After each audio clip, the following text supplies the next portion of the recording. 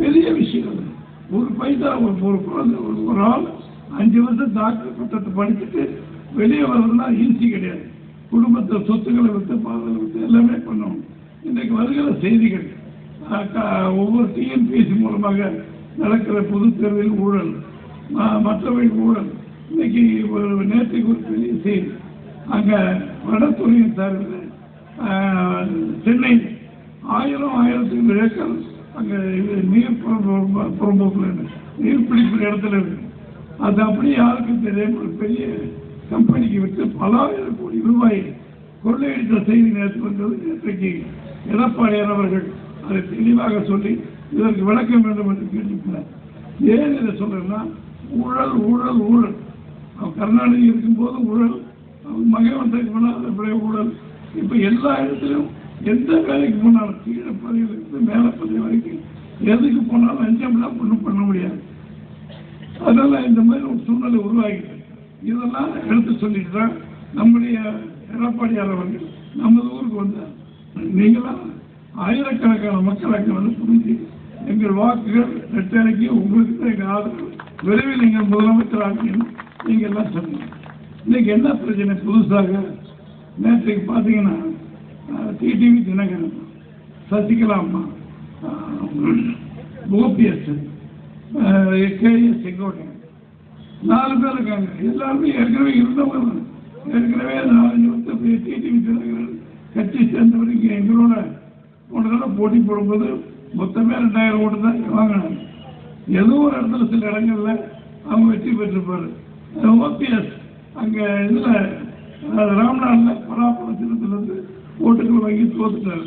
TTV Dinakaran தேனியில் நின்று தோத்துட்டார். ஆக இந்த ஆட்சி இருக்கும் பொழுது அம்மா வந்த பிறகு 18 எம்எல்ஏக்களை தனியாக இடத்தில் போய் தினகரன் ஆட்சியை கழுப்பம் என்று ஸ்டாலின் கூட திட்டம் போட்டிருந்தார்.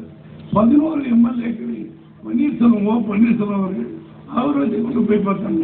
இத்தனைக்கும் மீறி தர்மத்தின் தலைவன் எம்ஜிஆர் புரட்சி தலைவர் அம்மா அவர்கள் இந்த ஆட்சி நிலைநிறுவதற்கு 9 எம்எல்ஏக்களும் 9 எம்எல்ஏ வெற்றி பெற வைத்தார்கள் நாடாளுமன்ற இடைத்தேர்தலில்.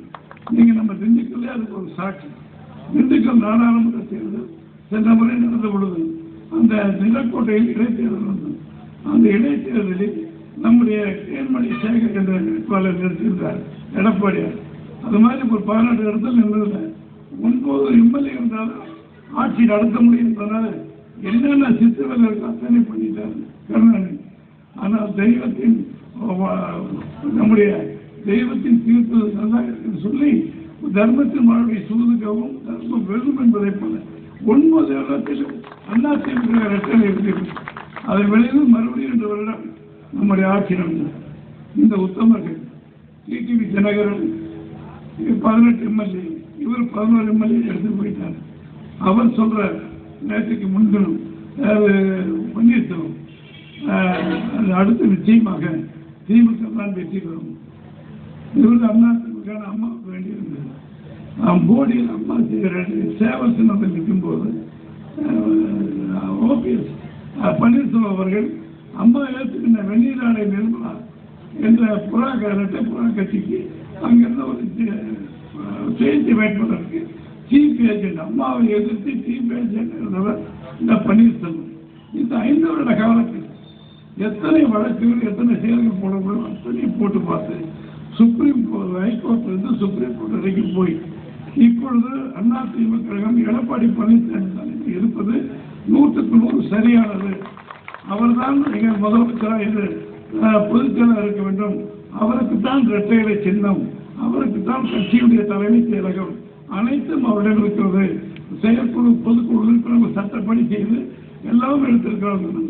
யார் யாரும் இங்கே அந்த 3 நாகராஜன் ஒரு ஆள் எவனோ பேரில் போட்டு கேஸ் போட்டாங்க. இனிமேல் நீ போட்டு கொண்டீங்கன்னா உனக்கு மரியாதை இருக்கிறதுங்கிற மாதிரி சொல்லி எச்சரிக்கை பண்ணி வழக்கு பொதுநல வழக்குகளை வராதிங்க அப்படிங்கிற சூழ்நிலை இருக்கு. தோழர்களே, 7.5% கொடுக்கும்போது எப்படி ஏழை மாணவரை காப்பாற்றினாரோ அருமை தம்பி ராஜசேகரன் சொன்னார். 11 மருத்துவக் வாக்குறது விளையாட்டு மாண்புமிகு நம்முடைய நரேந்திர மோடி ஐயா அவர்கள் அந்த 11 மருத்துவக் கல்லூரி கொடுத்து நமக்கு ஒரு மருத்துவக் கல்லூரி 326 கோடி 400 கோடி வந்து இன்னைக்கு நம்ம திண்டுக்கல் அரசு மருத்துவமனை, நம்முடைய புத்தகத்தினுடைய வாழக்காப்பட்டி பிரிவு எல்லாத்துக்கும் போய் பார்த்தீங்கன்னா ஜெயிச்சாண்டிகா இருக்கு. நம்ம எய்ம்ஸ் மருத்துவமனைக்கு உள்ள சிகிச்சை அத்தனை இருக்கு. நான் பல தடவை உங்களுக்கு சொல்லியிருக்கேன்.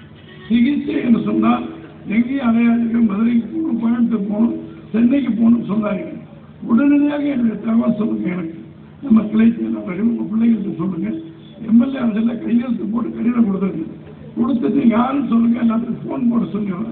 இன்னைக்கு இந்நாள் முடிந்த அளவுக்கு வந்து அத்தனை பேர் செய்து நூற்றுக்கணக்கானவர்கள் உயிர் பிழைத்து பல லட்சங்களை மிச்சப்படுத்த வேண்டும்.